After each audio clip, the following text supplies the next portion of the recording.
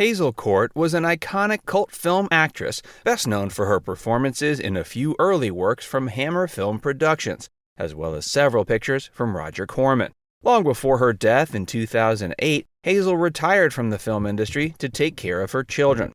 One of her last great roles was in 1963's The Raven, during the production of which she was pregnant with her only son.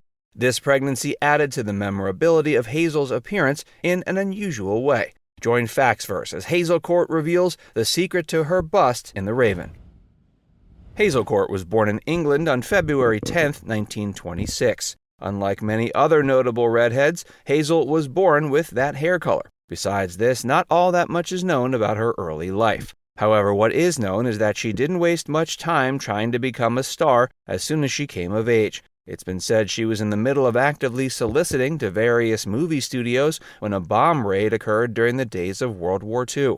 When the bombs began to fall, the future star found herself at Ealing Studios, the production company that would go on to give the actress her first taste of fame. For her first appearance on the screen, Hazel Court was given a role in the 1944 film Champagne Charlie. Hazel's character had a single line, but the actress gave it her all. Fitting right in with the title of the picture, Hazel's line was, "I never drank champagne before." Coincidentally, Hazel Court's final appearance on screen several decades later saw her as a waitress serving champagne in 1981's The Final Conflict, which is also known as The Omen Part 3.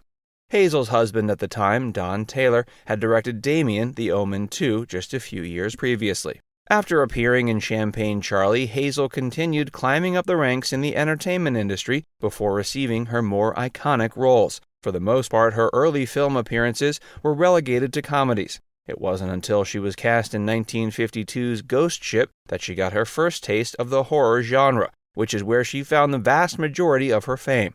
In 1954, she appeared in the film Devil Girls from Mars. She played an attractive Martian dominatrix trying to invade Earth. The film brought many more eyes to Hazel than Ghost Ship had, and took better advantage of the actress's stunning looks. How Hazel Court became a B-movie sex symbol.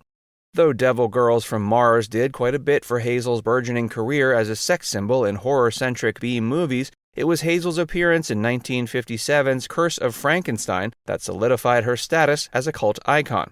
The film is notable for being one of the early works from Hammer Film Productions and is generally considered to be their first majorly successful horror film. Of course, the film starred actors Christopher Lee and Peter Cushing in the lead roles, but it was Hazel who provided the eye candy for the audience. Curse of Frankenstein is revered nowadays for far more than turning Hazel Court into a sex symbol, as it also made its two lead actors into big-name stars and solidified the viability of Hammer Film Productions. The film is also noted as a turning point in cinema history thanks to its excessive violence and sexuality, with the majority of the latter being provided by Hazel herself. While the amount of cleavage Hazel showcased in the movie may not be notable by today's standards, it pushed the boundaries of what was considered acceptable in cinemas at the time. Curse of Frankenstein was also a good deal bloodier than the majority of horror films that had come before it.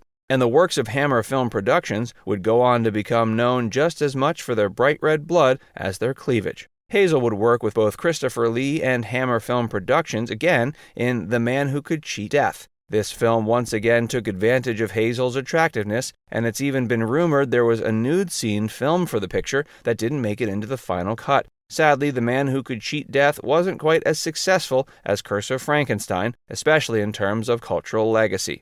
While Curse of Frankenstein is widely available today, the latter picture is harder to find. Hazel appeared in many more works leading up to her appearance in 1963's The Raven. That movie saw the sex symbol's bust looking its best. Before we tell you more, be sure to give this video a like and subscribe to Factsverse if you haven't already. Hazel went from Hammer Films to Roger Corman. The Man Who Could Cheat Death was released in 1959. In 1961, Hazel appeared in another British horror film called Dr. Blood's Coffin, but Hammer Film Productions didn't produce it.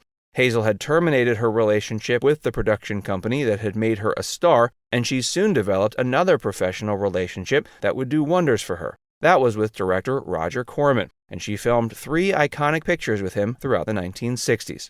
In between working with Hammer Film Productions and Roger Corman, Hazel was busy working in television and doing things with her family.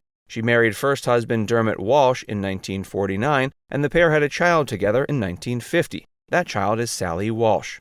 Sally actually had a cameo appearance in Curse of Frankenstein. She was only 4 years old. In 1963, a year after appearing in her first Roger Corman film, Hazel and Dermot got a divorce. In the late 50s, Hazel made her first appearance on Alfred Hitchcock Presents, and she went on to play 4 different roles on the program in 4 different episodes, from 1958 to 1961. While Hazel's work on Alfred Hitchcock Presents represents her most iconic work on television, she also appeared on several other notable programs. These included The Twilight Zone, as well as Mission Impossible, Bonanza, and Manic. Why was Hazel so busty in The Raven? Starting in 1962 with that year's The Premature Burial, Hazel Court appeared as the female lead in 3 film adaptations of the works of Edgar Allan Poe, all of which were directed by Roger Corman. Following 1962's The Premature Burial, Hazel could be seen in The Raven and The Mask of the Red Death. The latter 2 pictures remain more notable than the first 2, and both are considered minor classics for different reasons. While The Mask of the Red Death is largely considered to be one of the most professional-looking things that schlock film extraordinaire Roger Corman ever made, The Raven is more notable for the fact that it featured an exceptionally busty-looking Hazel Court. There's a reason Hazel looked so busty during the film's production, and that's because she was pregnant. Before The Raven was filmed, Hazel met the man who went on to become her second husband. Though the two didn't tie the knot until 1964, they had already gotten down to making babies. Hazel's busty appearance in The Raven garnered the actress more fame than before, though few realized the actress was actually pregnant. Besides Hazel, The Raven also featured notable stars like Vincent Price, Boris Karloff, and Jack Nicholson.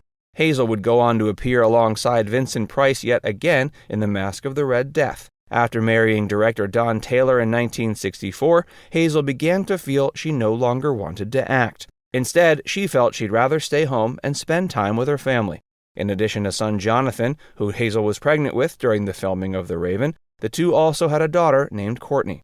Before deciding to retire completely, Hazel continued taking small guest starring roles on television. Her last notable guest starring role was in 1972 in Macmillan and Wife.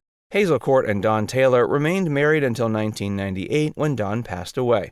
A decade after his death in 1998, Hazel passed away herself. In the years leading up to her death, she was an active presence at horror conventions where fans would gather from all around the world to be in the vicinity of the sex symbol who once graced the screen alongside luminaries like Christopher Lee and Vincent Price. Now it's time to hear from you. Are you a fan of Hazel Court? What's your favorite of her performances? Let us know in the comment section below. And before you go, make sure you give this video a like and subscribe to Factsverse if you haven't already. Click the bell icon to stay updated on all our latest content.